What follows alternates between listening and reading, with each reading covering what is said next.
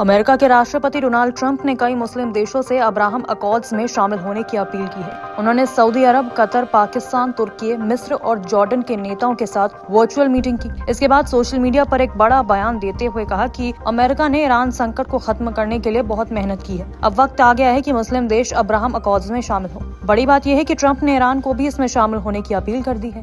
यानी ट्रंप अब खुलकर मुस्लिम देशों पर इजरायल के साथ रिश्ते सामान्य करने का दबाव बना रहे हैं। और सबसे बड़ा निशाना बनता दिख रहा है पाकिस्तान, क्योंकि पाकिस्तान दशकों से फिलिस्तीन के समर्थन और इजरायल को मान्यता न देने की नीति पर कायम है। लेकिन अब ट्रंप ने ऐसी चाल चली है जिससे इस्लामाबाद की मुश्किल कई गुना ज्यादा बढ़ती दिख रही है। ट्रंप ने दावा किया है कि यूएई और बहरीन जैसे देशों को अब्राहम अकॉर्ड से आर्थिक, व्यापारिक और रणनीतिक फायदा हुआ है। उन्होंने कहा कि अगर बाकी मुस्लिम देश भी इसमें शामिल होते हैं तो ये इतिहास का सबसे बड़ा समझौता बन सकता है। दरअसल अब्राहम अकॉर्ड्स ये वो समझौता है जिसके जरिए अमेरिका चाहता है कि मुस्लिम देश इजरायल को आधिकारिक मान्यता दे और उसके साथ व्यापारिक, सैन्य और कूटनीतिक रिश्ते बनाए। लेकिन पाकिस्तान, ईरान और कई दूसरे मुस्लिम देश अभी तक इजरायल को मान्यता नहीं देते। उनका कहना है कि फिलिस्तीन का मुद्दा हल हुए बिना इजरायल से दोस्ती नहीं हो सकती। लेकिन सबसे ज्यादा सनसनी तब मची जब ट्रंप ने ईरान का नाम भी इस पूरे खेल में जोड़ दिया। ट्रंप ने कहा कि अगर ईरान अमेरिका के साथ समझौता करता है तो उसे भी अब्राहम अकॉर्ड्स में शामिल करना सम्मान की बात होगी। यही बयान पूरे पश्चिम एशिया में विस्फोटक माना जा रहा है, क्योंकि ईरान दशकों से इजरायल को दुश्मन मानता रहा है और खुद को फिलिस्तीन का सबसे बड़ा समर्थक बताता है। ऐसे में ट्रंप का यह बयान सीधे सीधे ईरान की विचारधारा को चुनौती माना जा रहा है। अब सवाल यह है कि पाकिस्तान क्या करेगा,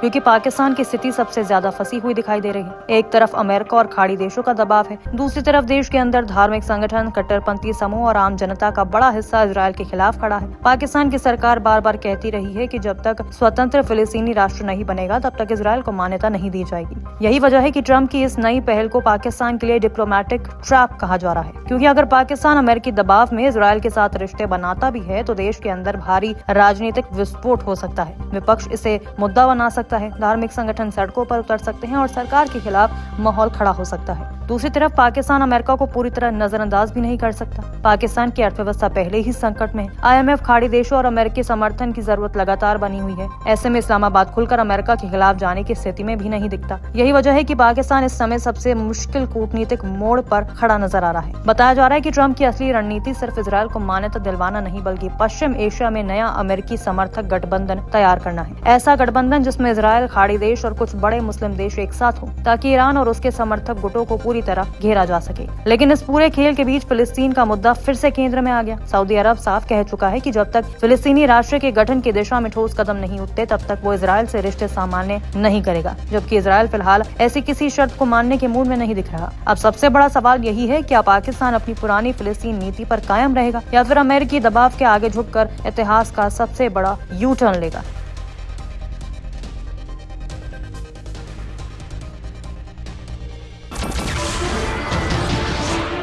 नमस्कार, मैं हूं मानक गुप्ता।